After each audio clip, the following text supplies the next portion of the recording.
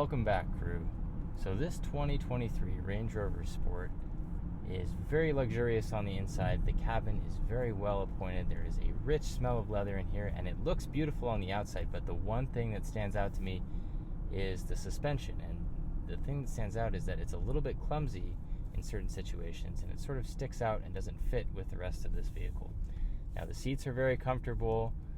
The road noise is very good. It's very quiet in here, very luxurious, very nice to drive on the street.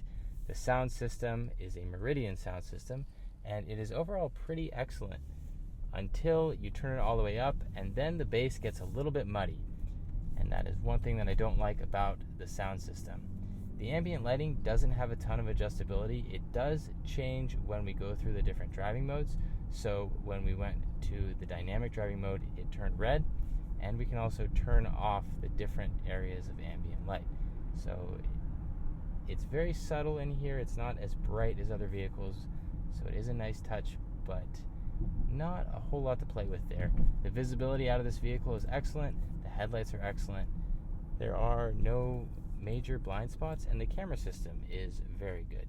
So overall, very easy to drive and very easy to see where you're going, which is great in a vehicle of this size. Another thing that stands out with the visibility is this rear view mirror, which is actually a display hooked up to a camera. That's very helpful when I'm driving this large vehicle. That is all I have for you on the 2023 Range Rover Sport. Thank you all for watching, and I look forward to seeing you again next time.